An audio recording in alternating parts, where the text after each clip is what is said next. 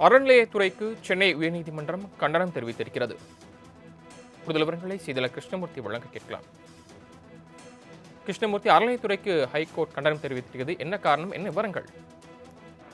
வணக்கம். சேலம் மாவட்டம் ஓமலூர் கண்ணூர் மாரியம்மன் கோவிலுக்கு சொந்தமான நிலங்கள் ஆக்கிரமிப்புகள் செய்யப்பட்டுள்ளதாகவும், அந்த கோவிலுக்கு சொந்தமான கனிம வளங்கள் கொள்ளை அடிக்கப்பட்டதாகவும் கூறி சேலத்தைச் சேர்ந்த ராதாகிருஷ்ணன் என்பவர் சென்னை உயர்நீதிமன்றத்தில் வழக்கு தொடர்ந்திருந்தார். இந்த வழக்கை விசாரித்த சென்னை உயர்நீதிமன்றம் இந்து சமய அறநிலையத்துறையின் இணை ஆணையரை நேரில் ஆஜராக கடந்த முறை உத்தரவிட்டுள்ளது. நீதிமன்ற உத்தரவின் பேரில் இன்று நீதிபதிகள் எஸ் எம் சுப்பிரமணியம் மற்றும் நீதிபதி சி குமரப்பன் அடங்கிய அமர்வு முன்பு இந்த வழக்கு சிறையாக கேட்கப்பட்ட போது சேலம் இந்து சமய அறநிலையத்துறை இணை ஆணையர் சபர்மதி நேரில் ஆஜராகியிருந்தார். அப்போது இந்து அறநிலையத்துறை அதிகாரிகளின் அலட்சிய போக்கிற்கு நீதிபதிகள் கடுமையான கண்டனங்களை தெரிவித்திருந்தார்கள். வழக்கின் விசாரணையின் போது கோவில் சொத்துக்களை பாதுகாப்பதற்காக அதிகாரிகள் சம்பளம் வாங்கிக் கொண்டு அந்த பணியை சரிவர செய்யாமல் அதற்கு துரோகம் செய்வதாக, மேலும் அதிகாரிகள் அலட்சிய போக்கிற்கு மிகவும் கண்டனத்தை தெரிவித்ததாக நீதிபதிகள் தெரிவித்தார்கள்.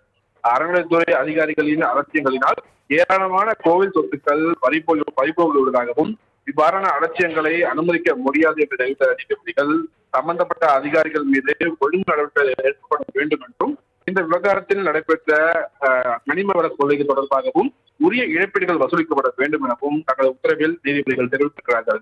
சரவணன். அறநிலையத்துறைக்கு சென்னை உயர்நீதிமன்றம் கண்டனம் தெரிவித்திருக்கிறது. கூடுதல் விவரங்களை செய்தியாளர் கிருஷ்ணமூர்த்தி வழங்க கேட்கலாம். கிருஷ்ணமூர்த்தி, அறநிலையத்துறைக்கு ஹைகோர்ட் கண்டனம் தெரிவித்திருக்கிறது. என்ன காரணம், என்ன விவரங்கள்? வணக்கம். சேலம் மாவட்டம் ஓமலூர் கண்ணூர் மாரியம்மன் கோவிலுக்கு சொந்தமான நிலங்கள் ஆக்கிரமிப்புகள் செய்யப்பட்டுள்ளதாகவும், அந்த கோவிலுக்கு சொந்தமான கனிம வளங்கள் கொள்ளை அடிக்கப்பட்டதாகவும் கூறி சேலத்தைச் சேர்ந்த ராதாகிருஷ்ணன் என்பவர் சென்னை உயர்நீதிமன்றத்தில் வழக்கு தொடர்ந்திருந்தார். இந்த வழக்கை விசாரித்த சென்னை உயர்நீதிமன்றம் இந்து சமய அறநிலையத்துறையின் இணை ஆணையரை நேரில் ஆஜராக கடந்த முறை உத்தரவிட்டுள்ளது.